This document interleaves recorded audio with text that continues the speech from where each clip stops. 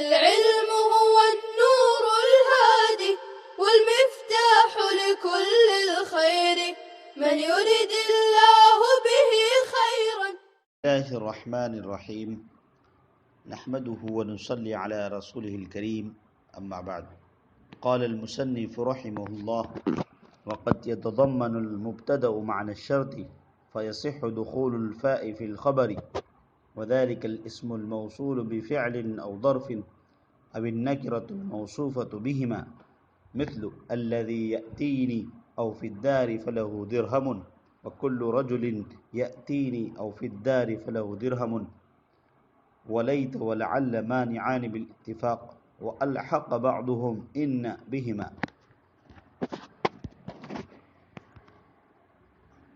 وقد يتضمن المبتدأ، اور کبھی مبتدا شرط کے معنی کو شامل ہوتا ہے، پس خبر پر فا کا داخل ہونا صحیح ہے،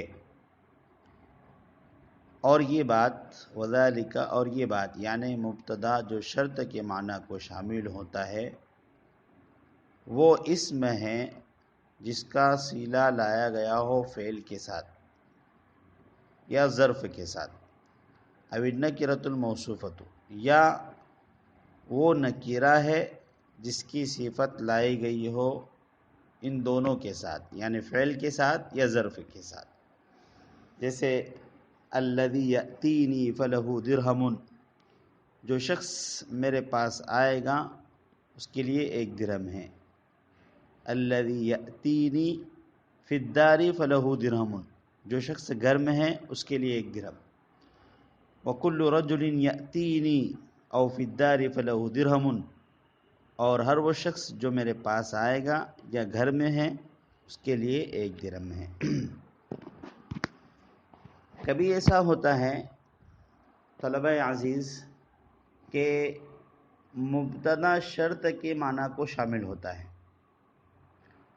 کبھی مبتدا شرط کے معنی کو شامل ہوتا ہے، اور شرط کے معنی کو شامل ہونے سے مراد یہ ہے کہ مبتدا خبر کے لیے یا خبر کے ساتھ حکم لگانے کے لیے سبب بن رہا ہو، یعنی مبتدا شرط کے درجے میں ہو اور خبر جزا کے درجے میں ہو. تو جب مبتدا شرط کے معنی کو شامل ہو تو خبر پر فا جزائیہ کا داخل کرنا صحیح ہے، کیونکہ مبتدا اس شرط کے قائم مقام ہوگا اور خبر جزا کے قائم مقام ہوگی، اور ظاہر سی بات ہے کہ جزا پر فا داخل ہوتی ہے، لہذا اس خبر پر بھی فا داخل ہوگی. اب وہ مبتدا کون کون سا ہے جو شرط کے معنی کو شامل ہوتا ہے؟ مصنف نے دو صورتیں بیان کی، حالانکہ اگر اس کو ہم واضح طور پر سمجھنے کی کوشش کریں تو 4 صورتیں ہو جاتی ہیں. مصنف نے تو ایک ساتھ بیان کر دیا الاسم الموصول بفعل او ظرف، اسم موصول ہو اور اس کا صلہ فعل کے ساتھ ہو یا ظرف کے ساتھ، تو فعل کے ساتھ ایک صورت اور ظرف کے ساتھ دوسری صورت.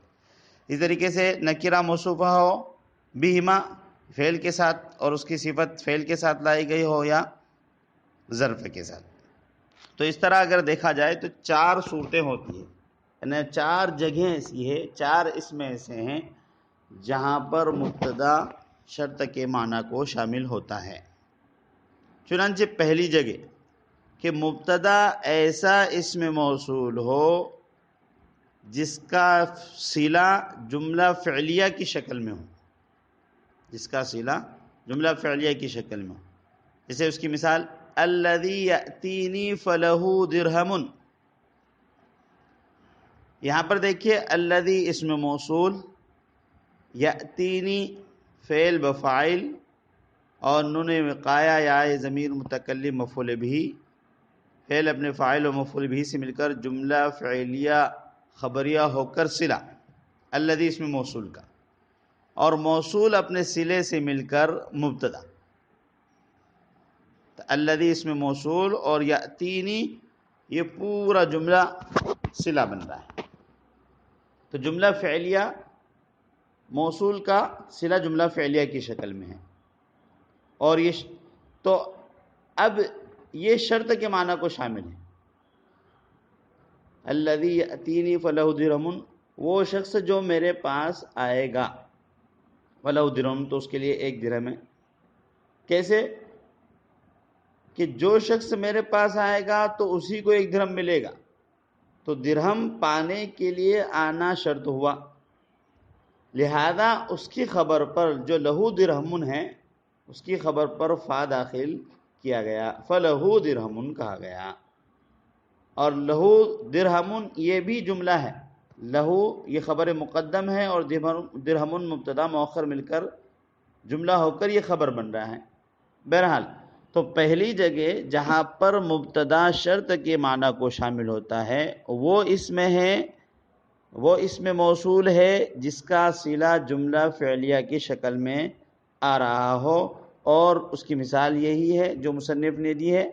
مصنف نے جو کہا ہے نا بھئی، یہ 2 مثالیں اصل الذی یأتینی او فی الدار فلہ درہم، ایسا نہیں کہ جو میرے پاس آئے گا یا گھر میں ہوگا تو اس کے لیے 1 درہم، نہیں، یہاں 2 مثالیں، الذی یأتینی فلہ درہم، اس طریقے سے الذی فی الدار فلہ درہم، اس طرح 2 مثالیں ہیں۔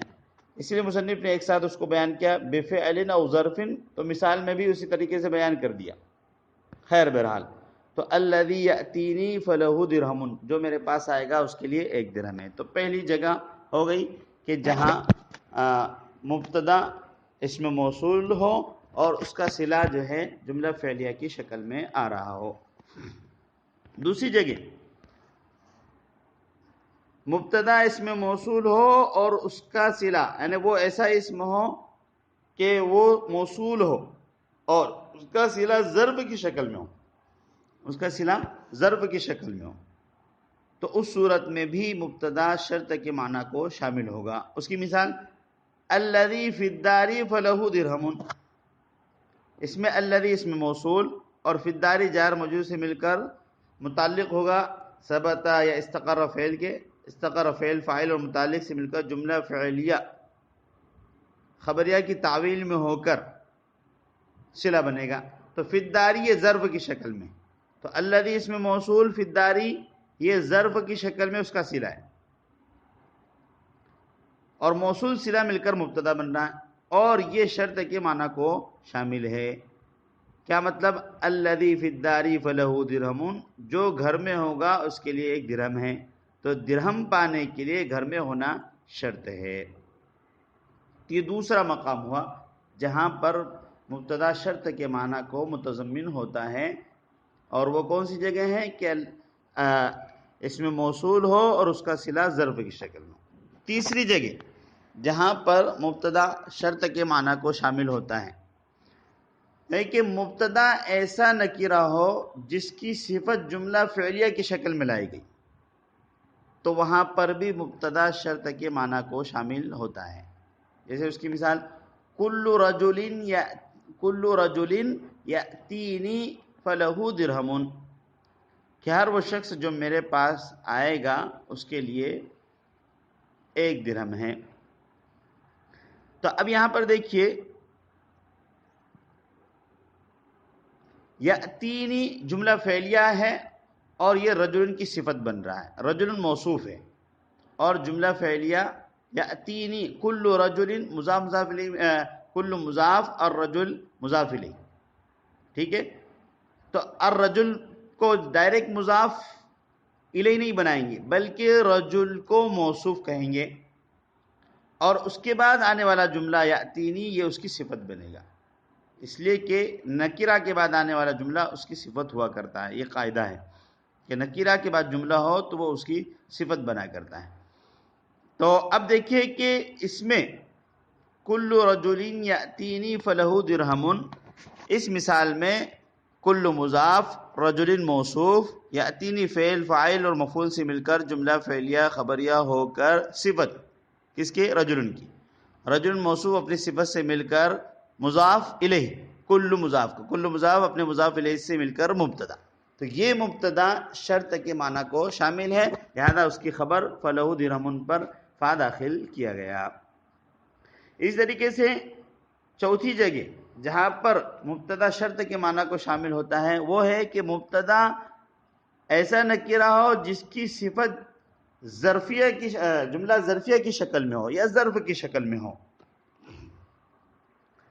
اس کی مثال کل رجل فی الدار فلہ درہم. یہاں فی الدار یہ رجل کی صفت ہے ظرف کی شکل میں، لہذا یہاں پر بھی آپ اس طرح کہیں گے کہ کل مضاف رجل موصوف فی الدار جار مجرور مل کر ظرف مستقر خبر ہو کر صفت ہوا رجل کی، اور رجل موصوف اپنی صفت سے مل کر مضاف الیہ کل مضاف اپنے مضاف الیہ سے مل کر مبتدا. تو یہ مبتدا بھی شرط کے معنی کو شامل ہے. تو چوتھی جگہ جہاں پر مبتدا شرط کے معنی کو شامل ہوتا ہے وہ اس میں نکیرہ ہے جس کی صفت ظرف کی شکل میں آ رہی ہو، تو اس صورت میں وہ مبتدا شرط کے معنی کو شامل ہوتا ہے. کل رجل فی الدار، ہر وہ شخص جو گھر میں ہے، فلہ درہم، تو اس کی خبر پر فا داخل کیا گیا، فلہ درہم یعنی اس کے لیے 1 درہم ہے. آگے مصنف نے ایک بات یہ بیان کی ہے، وَلَيْتَ وَلَعَلَّ مانعان بالاتفاق وَأَلْحَقْ بَعْضُهُمْ إِنَّ بِهِمَا. یہاں سے مصنف یہ بیان کرنے جا رہے ہیں کہ اگر مبتدا شرط کے معنی کو شامل ہو اس کے باوجود اس کی خبر پر فا داخل نہیں ہو سکتی، تو ان موانع کو بیان کرنے جا رہے ہیں جو دخول فا کے لیے رکاوٹ بنتے ہیں. یعنی فرما رہے ہیں کہ اگر مبتدا شرط کے معنی کو شامل ہے لیکن اگر وہ 2 چیزیں آ جائیں تو پھر اس صورت میں اس کی خبر پر فا داخل نہیں ہو سکتی ہے. چنانچہ وہ کون کون ہیں؟ کہہ رہے لیت اور لعل، کہ کوئی ایسا کوئی مبتدا جس کی خبر پر فا آ سکتی ہے، جب اس پر لیت اور لعل میں سے کوئی داخل ہو جائے تو پھر اس کی خبر پر فا داخل کرنا منع ہے. اس لیے کہ اس کی وجہ بیان کی جا رہی ہے. اس کی وجہ یہ ہے کہ مبتدا اور خبر جملہ خبریہ بنتے ہیں اور شرط و جزا بھی جملہ خبریہ بنتے ہیں، تو ان دونوں میں یہ مشابہت پائی جاتی ہے. لہذا جب شرط پر فا داخل ہو سکتی ہے تو خبر پر بھی فا داخل ہوگی. یعنی جملہ خبریہ کے ساتھ مشابہت کی وجہ سے اس کی خبر پر فا داخل ہو رہی تھی. لیکن جب آپ لیت اور لعل داخل کر دیں گے، اگرچہ وہ مبتدا شرط کے معنی کو شامل ہو رہا ہو لیکن اس کے باوجود فا اس پر داخل نہیں ہوگی. کیوں؟ اس لیے کہ لیت اور لعل کے داخل ہونے سے وہ جملہ خبریہ سے نکل کر جملہ انشائیہ ہو جائے گا، اور جب جملہ انشائیہ ہو گیا تو شرط کے ساتھ اس کی مشابہت نہیں رہی، کیونکہ شرط اور جزا جملہ خبریہ بنتے ہیں اور لیت اور لعل کا جو مدخول ہوتا ہے وہ جملہ انشائیہ ہوتا ہے. لہذا اس پر فا داخل کرنا منع ہو گیا. لہذا لعل الذی فی الدار فلہ درہم، اب یہاں پر فلہ نہیں بولیں گے، فا داخل نہیں کریں گے، لہو درہم کہا جائے گا. اسی طریقے سے لیت الذی فی الدار لہو درہم. تو جب لیت اور لعل کسی مبتدا پر داخل ہو جائے، چاہے وہ مبتدا شرط کے معنی کو شامل ہو، تب بھی اس کی خبر پر فا داخل نہیں ہو سکتی. یعنی لیت اور لعل فا کے دخول ہونے کے لیے معنی اور رکاوٹ بنتے ہیں. اسی طریقے سے افعال ناقصہ اور افعال قلوب بھی دخول فا علی الخبر کے لیے بالاتفاق معنی ہیں، لیکن صاحب کتاب نے صرف لیت اور لعل کے بارے میں بیان کیا، اس لیے کہ لیت اور لعل کے بارے میں مشہور نہیں ہے. افعال ناقصہ اور افعال قلوب یہ بالاتفاق معنی ہے دخول فا کے لیے، یہ مشہور ہے، اس لیے اس کو بیان نہیں کیا. اور حروف مشبہ بالفعل میں سے لیت اور لعل صرف یہ دخول فا کے لیے معنی ہے، باقی جو دوسرے اسما ہیں وہ دخول فا کے لیے معنی نہیں ہیں، اس وجہ سے مصنف نے ان کو بیان کیا. اور لیت اور لعل کے بارے میں کہا کہ بالاتفاق یہ دخول فا کے لیے معنی ہے. البتہ حروف مشبہ بالفعل میں سے ان کے بارے میں اختلاف ہے.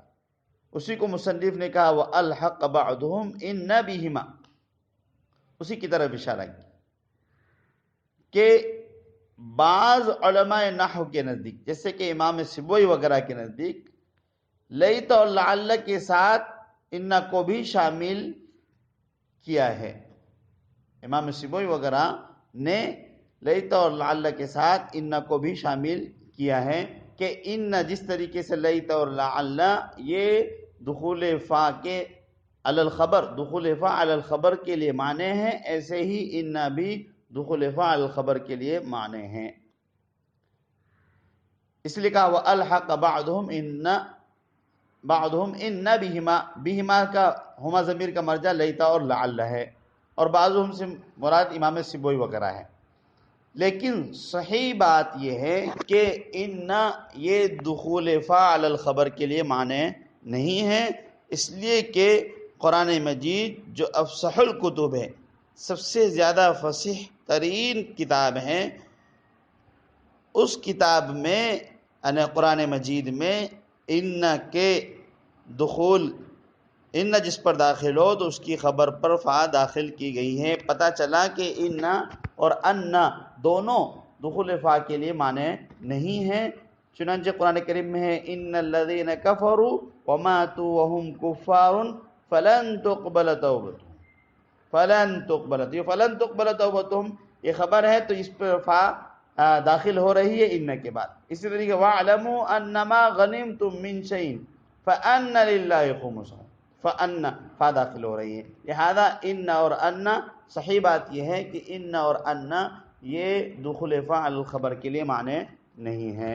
امید ہے کہ آج کا یہ سبق آپ اچھی طرح سمجھ چکے ہوں گے. ایک مرتبہ ہم ترجمہ کرتے ہیں، پھر اس کے بعد اپنے سبق کو اختتام کے حوالے کرتے ہیں. وقت يتضمن المبتدا معنی، اور کبھی مبتدا شرط کے معنی کو شامل ہوتا ہے. فیصح دخول الفاء فی الخبر، پس خبر پر فا کا داخل ہونا درست ہے. اور وہ بات یعنی جب مبتدا متضمن بمعنی شرط ہو تو وہ کب ہوتا ہے؟ تو وہ کہہ رہے ہیں کہ وہ اسم ہے جس کا صلہ فعل کے ساتھ لایا گیا ہو یا ظرف کے ساتھ لایا. الاسم الموصول بفعل او ظرف، اس کے صلہ فعل کے ساتھ لایا گیا ہو یا ظرف. او النکرۃ الموصوفۃ بہما، یا وہ نکرہ ہو جس کی صفت فعل کے ساتھ لائی گئی ہو یا ظرف کے ساتھ. اس کی مثالیں یہ ہیں الذی یاتینی فلہ درہم، الذی یاتینی فی الدار فلہ درہم. ہم نے دونوں مثالوں کو الگ الگ کر دیا کہ جو شخص میرے پاس آئے گا اس کے لیے 1 درہم ہے، جو شخص گھر میں ہے اس کے لیے 1 درہم ہے. اسی طریقے سے کل رجل یاتینی فلہ درہم، ہر وہ شخص جو میرے پاس آئے گا اس کے لیے 1 درہم ہے. کل رجل فی الدار فلہ درہم، ہر وہ شخص جو گھر میں ہے اس کے لیے 1 درہم ہے. اور لیت اور ولیت ولعل مانعان بالاتفاق، اور لیت اور لعل دونوں خبر پر دخول فا سے معنی ہیں بالاتفاق. وَأَلْحَقَ بَعْضُهُمْ إِنَّ بِهِمَا، اور بعد نے ان کو ان دونوں کے ساتھ یعنی لیت اور لعل کے ساتھ لاحق کیا ہے کہ ان بھی دخول فا الخبر کے لیے معنی ہیں. اللہ تعالی ہم سب کو علم نافع عطا فرمائے. صلی اللہ تعالی علی خیر خلق محمد وعلی آلہ وصحبہ اجمعین. السلام عليكم. لا تنسوا الاعجاب بالفيديو والاشتراك في القناة تشجيعا لنا لنستمر بنشر المزيد إن شاء الله.